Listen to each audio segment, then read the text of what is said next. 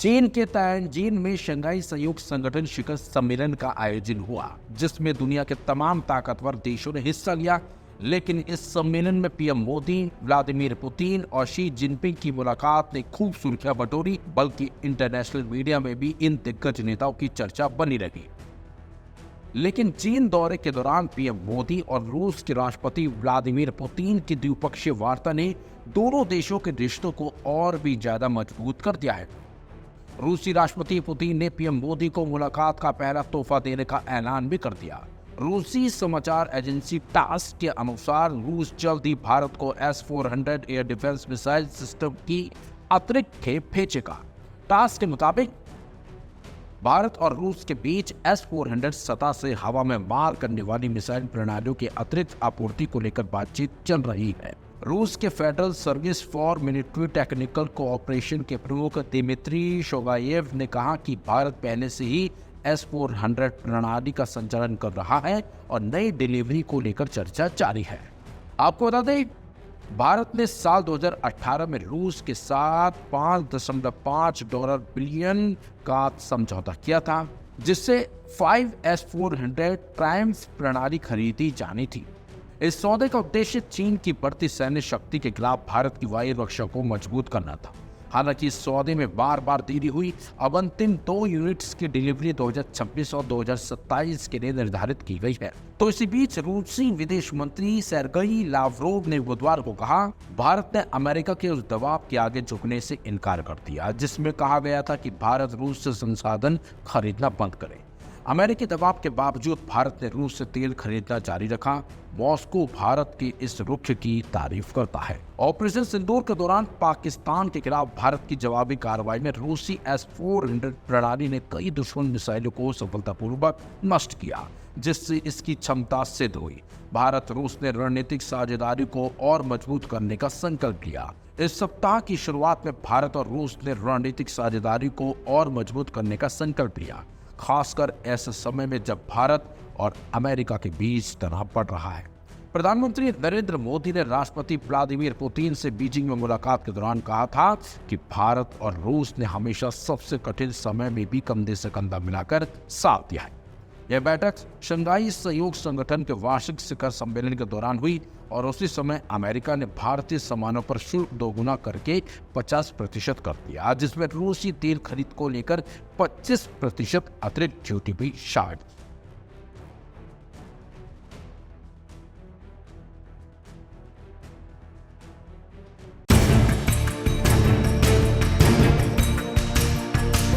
चीन के शंघाई में SCO समिट का आयोजन किया गया था। इस समिट में पीएम नरेंद्र मोदी, रूस के राष्ट्रपति व्लादिमीर पुतिन और पाकिस्तान के पीएम शहबाज शरीफ भी शामिल हुए थे।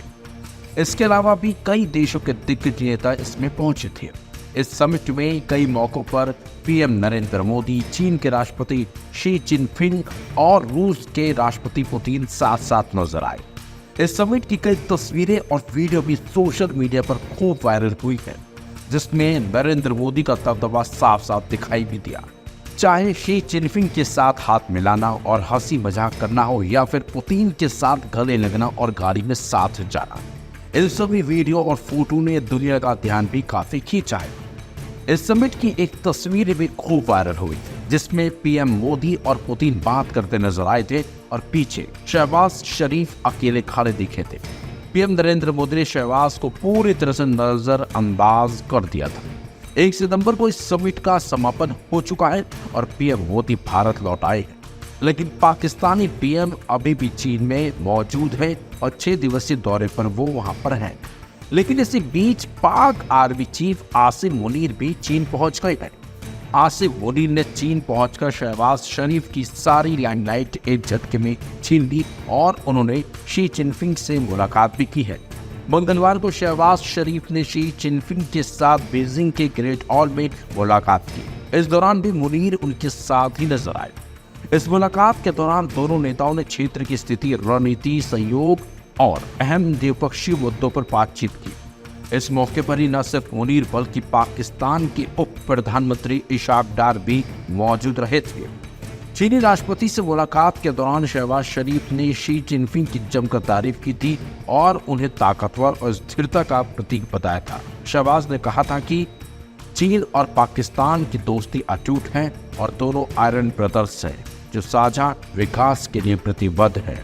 इस मुलाकात का एक वीडियो भी सामने आया था जिसमें शहबाज शरीफ के पास ही पाक आर्मी चीफ मुनीर भी बैठे दिखाई दे रहे हैं। आपको बता दें, मुनीर ने भी सोमवार को एससीओ समिट की बैठक में हिस्सा लिया और इसके साथ ही वो पहले पाकिस्तानी आर्मी चीफ भी बन गए हैं जिसने एससीओ सम्मेलन में हिस्सा लिया हो। इसी बीच चीन की राजधानी बीजिंग में बुधवार को भव्य सैन्य परेड का आयोजन किया गया। इसमें रूसी राष्ट्रपति पुतिन, उत्तर कोरिया के नेता किम जोंग और पाकिस्तान के पीएम शहबाज शरीफ भी शामिल हुए थे।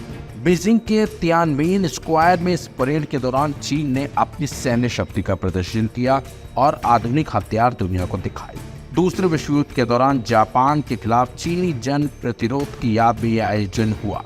इस साल की परेड चीन की अब तक की सबसे बड़ी परेड है, लेकिन जिस तरीके से प्रधानमंत्री जैसे भारत लौटे और उसी के बाद ही पाकिस्तान के तमाम नेता चीन पहुंच गए, ऐसे में क्या हुआ कि अचानक से पाकिस्तान के तमाम नेता चीन पहुंच गए। ऐसे में अब भारत को समझना होगा कि पाकिस्तान चीन के साथ क्या कोई बड़ी रणनीति बना रहा है या फिर कोई बड़ी साजिश रच रहा है।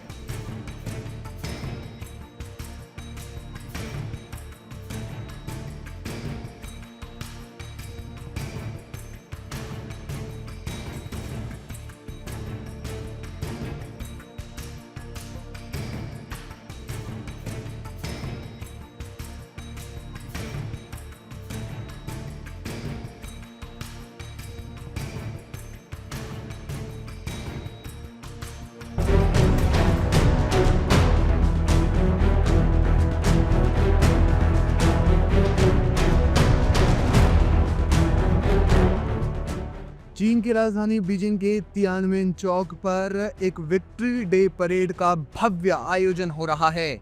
यह आयोजन द्वितीय विश्व युद्ध में जापान के आत्मसमर्पण की 80वीं वर्षगांठ के उपलक्ष्य में आयोजित किया जा रहा है। भव्य सैन्य परेड का इसमें आयोजन होगा। इस विजय दिवस परेड या विक्ट्री डे परेड का उद्देश्य चीनी जनता के जापानी आक्रमण के खिलाफ युद्ध और विश्व फासीवाद विरोधी युद्ध में जीत का उत्सव मनाना है।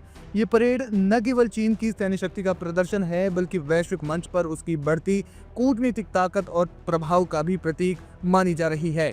खास बात यह है कि इस परेड में तमाम देशों के राष्ट्राध्यक्ष शामिल हो रहे हैं। चीन ने पिछली बार विजय दिवस सैन्य परेड का आयोजन 10 साल पहले किया था और ये पहली बार था जब चीन ने युद्ध की समाप्ति के उपलक्ष्य में एक भव्य सैन्य परेड का आयोजन किया था। अब 10 साल के बाद एक बार फिर से ये परेड हो रही है। कौन कौन से देश हो रहे हैं शामिल? इस परेड में चीन का सबसे बड़ा स्ट्रेटेजिक पार्टनर रूस शामिल हो रहा है। रूस के राष्ट्रपति व्लादिमीर पुतिन बतौर मेहमान इस परेड में शामिल होंगे। इसके अलावा उत्तर कोरिया के supreme leader Kim Jong Un भी इस विशाल विक्ट्री परेड को देखेंगे। किम इस परेड के लिए अपनी खास और चर्चित ट्रेन से आए हैं। ये ट्रेन, जिसे अक्सर चलता फिरता किला कहा जाता है, किम परिवार की पारंपरिक रेल कूटनीति का प्रतीक है और उनकी सुरक्षा और आराम के लिए डिजाइन किया गया है। इसके अलावा ईरान के राष्ट्रपति मसूद पेज़ेश्कियान इस परेड में शामिल होने के लिए चीन पहुंचे हैं। पाकिस्तान के प्रधानमंत्री शहबाज शरीफ और सेना प्रमुख आसिम मुनीर भी इस विक्ट्री डे परेड का हिस्सा होंगे। इसके अलावा म्यांमार के जुंटा प्रमुख मिन आंग लाइंग और स्लोवाकिया के प्रधानमंत्री रॉबर्ट फीको, सर्बिया के राष्ट्रपति अलेक्जेंडर वुचिक, बेलारूस के राष्ट्रपति अलेक्जेंडर लुकाशेंको भी शामिल हुए हैं। वहीं उज्बेकिस्तान और कजाकिस्तान के राष्ट्राध्यक्ष भी इस परेड में मेहमान हैं। ये परेड चीनी सैन्य शक्ति का प्रदर्शन है जिसमें ड्रोन, हाइपरसोनिक मिसाइल, लड़ाकू विमान जैसे उन्नत सैन्य उपकरणों का एक कोरियोग्राफ्ड प्रदर्शन शामिल होगा। चीनी सैन्य अधिकारियों के अनुसार इस परेड में सैकड़ों पीपुल्स लिबरेशन आर्मी यानी पीएलए के विमान प्रदर्शित किए जाएंगे। द्वितीय विश्व युद्ध में शाही जापान की हार के 80 वर्ष पूरे होने के उपलक्ष्य में आयोजित इस परेड में 80 बिगुल वादक मौजूद रहेंगे। 1000 से ज्यादा संगीतकार 14 पंक्तियों में बैठेंगे जो 1931 की मंचूरिया पर जापान के आक्रमण के बाद से चीन के प्रतिरोध के प्रत्येक वर्ष का प्रतिनिधित्व करेंगे। तियानमेन चौक में दर्शक हरे, लाल और सुनहरे रंग की कुर्सियों में बैठेंगे जो कि उपजाऊ भूमि, लोगों के बलिदान और शांति का प्रतीक है। जानकार मानते हैं कि हाल ही में अमेरिका और पश्चिमी देशों से तनाव के चलते ये चीन का शक्ति प्रदर्शन करने का एक तरीका है। विश्लेषकों का मानना है कि आयोजन बीजिंग की उस नीति को दर्शाता है जिसमें वो ताइवान को अपने क्षेत्र का हिस्सा मानता है और सैन्य बल के उपयोग को नकारता नहीं है।